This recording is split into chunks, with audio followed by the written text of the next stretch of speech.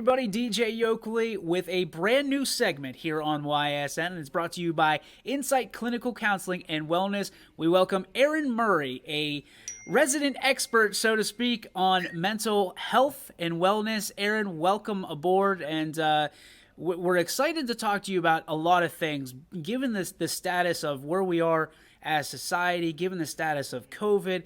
There's a lot of people looking for a lot of answers to a lot of questions, but not always willing to ask those questions. So on behalf of student athletes, coaches, and of course parents, we're going to ask you some questions that can help some people out in the long run. You ready? Yes, I am. All right. So first off, welcome. Secondly, you and I have talked about it. Mental health in sports. You are a former athlete, a long time into sports for forever, seemingly, and have worked your way into mental health. Talk to me about sports and mental health kind of go hand in hand. They do. Lots of our, sports, we find some solace with our mental health in sports. So when that's kind of taken from us, whether it be an injury or in 2020 we have COVID, then it's a little difficult to kind of process that and how that then affects us and how we identify or find ourselves within that loss. So, you and I have also talked about how in sports it's all about wins and losses. There's different ways to have mental wins and losses along the way and how you deal with them. So let's talk about some of these mental health wins that you can kind of check the list off as we go. With mental health wins, with sports, you find that happiness, you find that your people, you find your place in your world, especially as a teenager. You're lost, you're trying to find your footing, and you find that sport, and you're successful with it. You find your friends, you're making healthy choices. And then with coaches and families, there is that relief, that something to do on Friday nights. And it's especially in the winter time when things are dark early, we have somewhere to go and some places to be. Those are huge, like, mental health wins in sports. So when you look at mental health signs, right? Mm-hmm. Signs of a teenager or your student athlete that's having a mental health win, a victory, which we all look for. What are some of the signs of that? A mental health win with victory would definitely be like talking more. They're consumed with it. It's great. Everything's wonderful.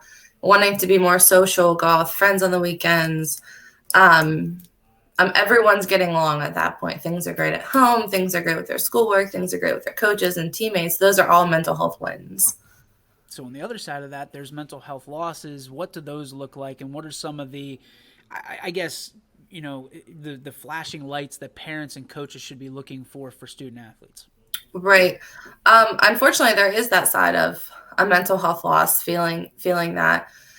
Some signs of that would be like lacking motivation, right? You have an athlete, player, coach, parent, already going to the games, coming to practices, and then that maybe slows down, or they don't want to do it. They're putting up a fight, or, the coach cancels practice, or the parent doesn't want to, bring them, get out of bed to bring them.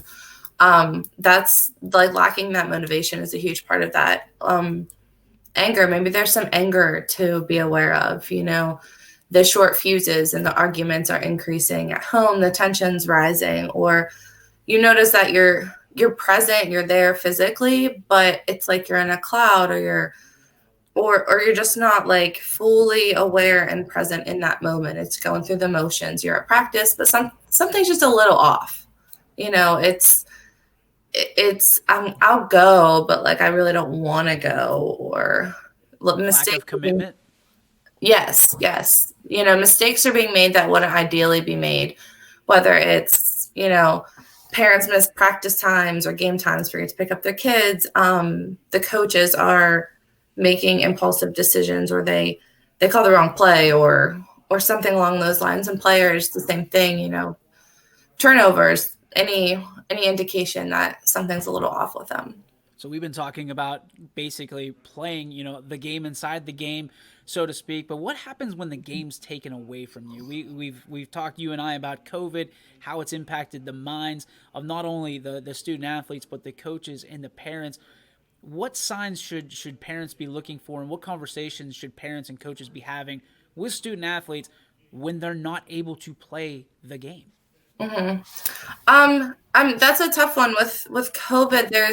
It's taken away abruptly, right? We don't obviously no one plans this, so it's just having the conversation and recognizing that if we're feeling, if the players and the coaches and families, if one of them is feeling it, probably most of them are feeling it.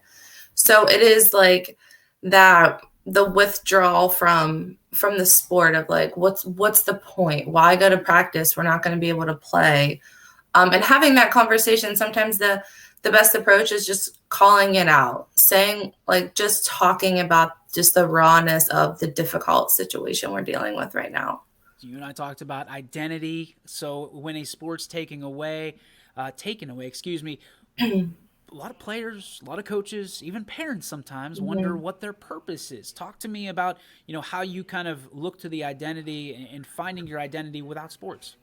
Well, that's a tough one. That's a grieving process for sure with a loss, right? We think of grief and we think of loss, and that's what's happening here, is that the identity of who these players, coaches, parents, families, communities are with sports, and then grieving that is really just finding a way of like looking at the core values. What about the sport makes us happy? Is it the social aspect? Is it the time spent? Maybe that's our only time that we get to hang out with our friends, or that's our safe space. So a lot of athletes, that's where they're safe at. So it is learning to identify what is the big picture? What is the main like objective we have with that sport? Is it that happiness? So trying different things, new hobbies are our hope here, but it's really difficult because COVID is so kind of like handcuffed with us right now. But finding those core things of the sport itself is the big picture, but there's deeper things that it brings us, whether it's the family aspect. It's the only time that you get to ride in the car with dad for 15 minutes with no distractions. It's for coaches. Maybe it's, they get a little bit longer at school. They're putting something back into the community, and families brings everyone together. So a question for you would be, is it okay to be frustrated at any level, whether it be the parent, the coach, or the player? Is it okay to be frustrated in this situation? And what's the best way to kind of release that mental angst? Absolutely. It's okay to be frustrated a lot of this. It's very confusing. It's new. No one's ever dealt with this. So frustration is absolutely normal with the way the world is kind of working right now.